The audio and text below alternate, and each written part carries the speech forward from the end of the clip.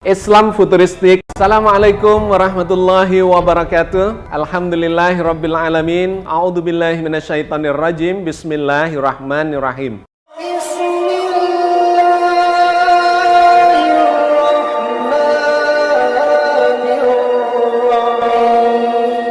Now IZC, pendidikan vokasi memegang peranan penting bagi pengembangan SDM Indonesia yang terampil di masa yang akan datang. Vokasi kuat menguatkan Indonesia. Pembangunan SDM menjadi kunci Indonesia kita ke depan. Pentingnya vocational training, pentingnya vocational school.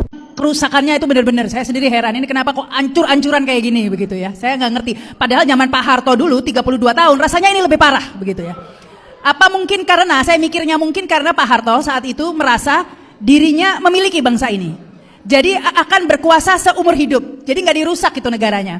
Sementara kalau yang ini nih, ya, merasa kan cuma 2 periode, nambah belum tentu. Jadi kayak mumpung aja, mumpung begitu ya. Yang penting mumpung berkuasa, harus cuan secuan-cuannya. Nggak peduli rusak semua, kalau perlu dirusak, nggak apa-apa nanti tinggal ganti gitu ya. Mungkin itu ya alasannya. Baik, kita lanjutkan ya. Sebelum nanti ada pernyataan sikap, saya persilakan Bapak Kiai Haji Sukri Fadoli, silakan. Rakyat dan bangsa ini telah diinjak-injak oleh rezim Jokowi laknatullah yang memberikan umpan kepada oligarki tetapi menginjak-injak martabat rakyatnya sendiri. Baju sih murah 150, sepatu 150, ya kan? Sandal dan 150. Mungkin total di badan Pak Jokowi itu kalau hubungannya dengan baju ya 600-700 ribu sekali pasang. Tapi jangan tanya hasrat kekuasaannya. Gede banget. Saking gedenya nggak pernah kita temukan pemimpin macam begini di Republik ini. Siapa pemimpin di Republik ini dalam kurun 10 tahun menjadikan anaknya wali kota, menantunya wali kota, lalu anaknya jadi wakil presiden. Siapa di Republik ini yang punya hasrat kekuasaan model begitu? Ternyata yang 100 ribu, 200 ribu, citra aja untuk menutupi yang sesungguhnya yang terjadi dalam dirinya apa? Hasrat berkuasa yang sesungguhnya. Kodari selalu mengatakan, gue tuh yang usung 3 periode. Ya, kata Kodari itu. Tetapi didiamin sama presiden. Demi hasrat memajukan keluarganya, dia bisa kok meninggalkan orang yang membesarkannya. Dan itu yang dilihat orang setahun terakhir ini. Bahwa Pak Jokowi sedang tidak bekerja bagi bangsa dan negara. Dia bisa kok ninggalin orang yang membesarkannya, yang membesarkan keluarganya tanpa ampun. Itu yang kita lihat bajunya sederhana itu. Ninggalin yang besar, yang membesarkannya, yang membawanya dari pabrik mebel itu ke kursi wali kota, memindahkannya dari Solo ke Jakarta, memindahkannya jadi karena presiden istana 2 periode, lalu memberi juga kursi jabatan bagi anaknya, lalu menantunya. Cuma sekejap aja dia tinggalin kok. Demi apa? Demi keluarga, bukan demi bangsa dan negara. Ada yang mengkorupsi uang negara 270 triliun. Mana pernyataanmu? Mana kemarahanmu? Mana pidatomu? Yang ada bahkan kau mengatakan koruptor-koruptor itu kita maafkan kalau uang mereka dikembalikan.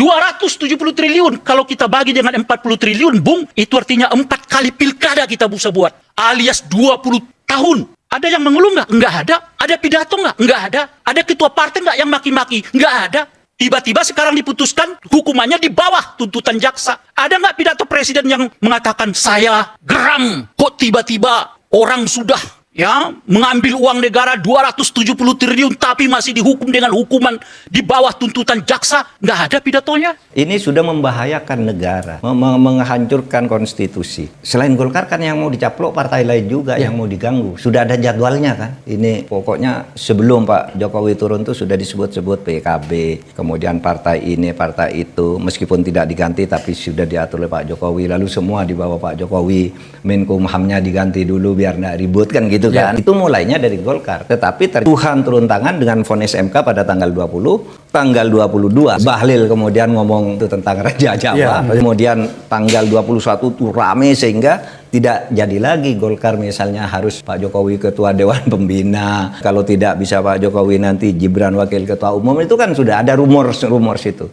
Tapi begitu terjadi itu Tuhan turun tangan dan jadi semua pada mundur.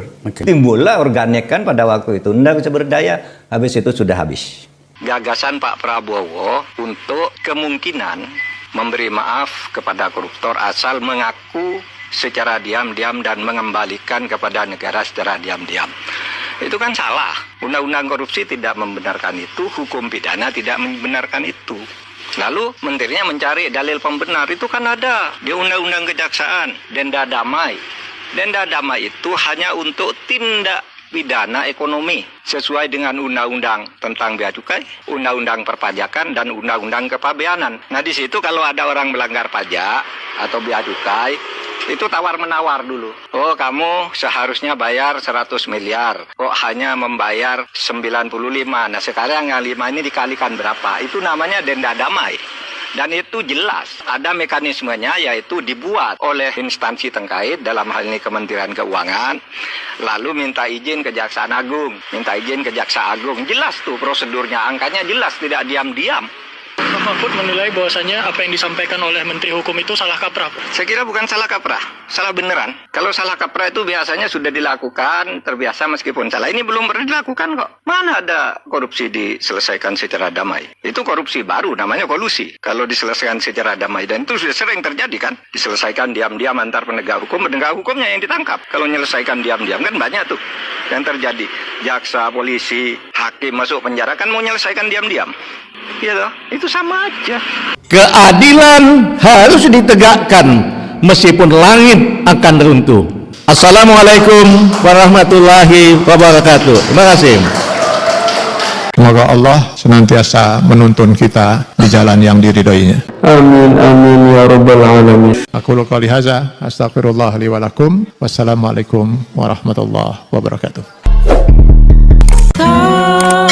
Terima kasih.